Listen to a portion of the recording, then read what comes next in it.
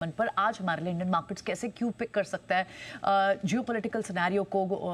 जितने भी global updates होते हैं बहुत क्लोजली मिस्टर बग्गा ट्रैक करते हैं। अजय बग्गा जी हमारे साथ बने हुए हैं, उनसे बात करें। Good morning mister Bagga. ये किस तरह से देखना चाहिए दोनों सीक्वेंस ऑफ इवेंट्स को? पहले तो जिस तरह से टैरिफ लागू होने का नोटिफिकेशन भी आनन फानन में आया, और उसके बाद अब स्टॉक जिस तरह मिस्टर बेसेंट बात कर रहे हैं, ट्रेड डील की बात हो रही है, उनकी सॉफ्टनेस दिख रही है वर्जन में भी। कैसे देख सकते हैं इन सारे, किस लाइट में देखना चाहिए दोनों इवेंट्स को? जी देखिए, बयान पे तो ज्यादा नहीं हम फोकस करना चाहिए, क्योंकि एक्शन देखना है। एक्शन यही है कि 50% टैरिफ लग गए, दुनिया के सबसे हाईएस्ट टैरिफ भारत पे हैं। तो अब भारत को भी इवेसिव एक्शन लेना होगा। जीएसटी रेट कट की उम्मीद है अगले हफ्ते अनाउंस होने की, और महीने के अंत तक, सितंबर के अंत तक लागू होने की। उससे डोमेस्टिक कंजम्पशन को बूस्ट मिलना चाहिए, और दूसरा जो एक्सपोर्टर्स हैं उनके लिए कुछ राहत के मेजर्स और एक्सपोर्ट का डाइवर्सिफिकेशन करना।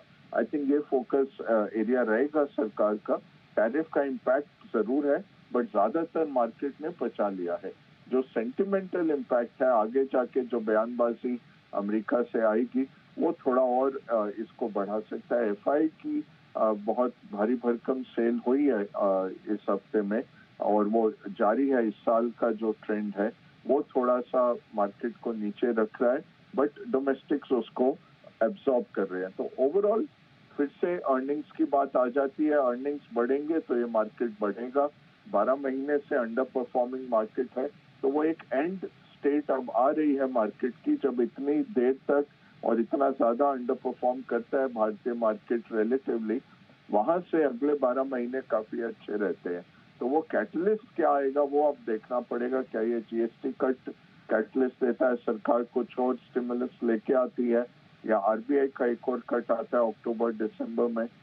किसी तरह का कैटलिस्ट आएगा जो फिर मार्केट को ऊपर अग्रसर करेगा।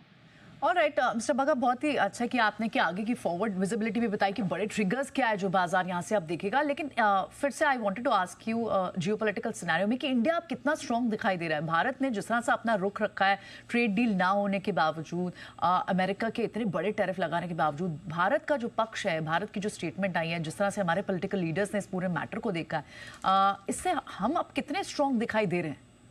बिल्कुल स्ट्रेंथ है। देखें तो 3 कंट्रीज ने स्टैंड अप किया है अमेरिका को।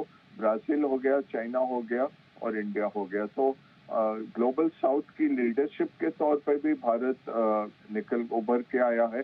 दूसरा, हम होल्ड कर रहे हैं कि हम अपना एग्रीकल्चर, डेयरी और सी फूड वगैरह को नहीं खोलेंगे अमेरिका के लिए। तो ये इससे हमारा स्ट्रेंथ बनता है। और जिस तरह से आपने आज सेगमेंट में बताया कि ट्रेजरी सेक्रेटरी अमेरिका ने भी कहा कि सबसे बड़ा डेमोक्रेसी है भारत, और हम जरूर इकट्ठे चलेंगे आगे चल के।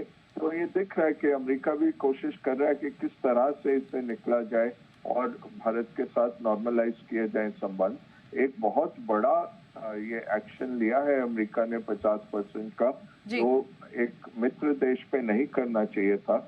आई थिंक अब वो भी एक तरीका ढूंढ रहे हैं प्रियंका जी, किस तरह से इससे निकला जाए।